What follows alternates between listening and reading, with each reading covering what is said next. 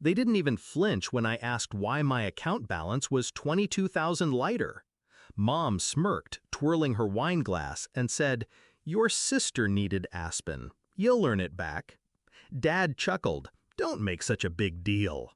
I didn't argue. I just nodded, quiet, composed, because I already knew what they had forgotten, whose name the house was in.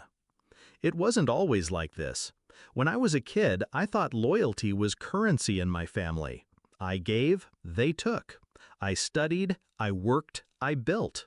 When I bought the house, I thought it was a gesture of gratitude, a roof over their heads, security for their retirement.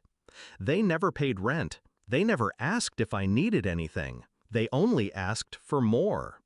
At first, I ignored the little things, the borrowed cash that never returned, the car mysteriously in my sister's name, the vacations I was expected to fund. But Aspen? That was different. That wasn't need. That was indulgence, stolen straight from me. The proof came when I checked the bank statement. Transfers, hotel charges, designer stores. My card had become their lifeline. And in that moment, staring at the numbers, something in me hardened. They thought I'd rage. They thought I'd threaten. But rage is loud. And I've learned, quiet revenge cuts deeper. I moved quickly. First, the lawyer. The house was under my name. I had bought it outright, cash, when work had been good. I never transferred it, never added them to the deed. They assumed it was theirs because they lived there. Second, the realtor. One call, and by the next morning, photos were scheduled, papers ready. No hesitation, no second guessing. By the time they boarded their flight to Aspen, sipping champagne on my dime, the house was already listed. 3 days. That's all it took. The market was hot. Offers came in immediately. I signed without blinking.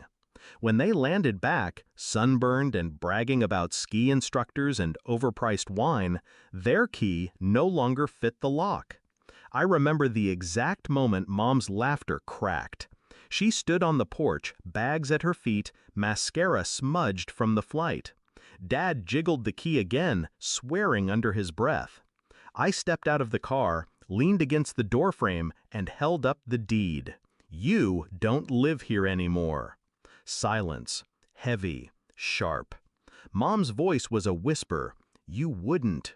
I smiled. "I already did." They screamed then, first at me, then at each other, accusations flying, panic setting in as reality carved its way into their bones. "Where will we go? What about our things? How could you?" Every question only proved what I had always known. They had never seen me as family, just as a resource. The best part? I didn't even sell it to strangers. I sold it to a developer. The house would be gone within weeks, demolished, erased. It wasn't just eviction, it was extinction of the little empire they thought they controlled. Dad tried one last time, his voice trembling with anger dressed as authority. "We're your parents, you owe us." I looked him dead in the eye. Calm, cold. "You drained 22,000 without asking. That was the moment you stopped being parents. That was the moment you became thieves." He shut up after that. I didn't celebrate. I didn't need to. Justice doesn't always roar. It settles in your chest, steady and warm. When the movers hauled their belongings out onto the curb, I didn't watch. I didn't care. I had already detached. They called me heartless, but the truth is simple. Heartless would have been to keep letting them use me until nothing was left. I chose myself, finally. Now, when I check my bank balance, it's whole. And when I drive past that street where their house once stood, I feel nothing but relief. Because sometimes the cleanest revenge isn't fire or fury, it's subtraction. Removing the parasite and watching how quickly it withers without you. And that's the part they'll never understand. They thought they'd always win because I loved them. But love without respect isn't love, it's leverage. And I don't get leveraged anymore. Final reflection? They thought Aspen was expensive, but the true price was the roof over their heads, and I was done paying.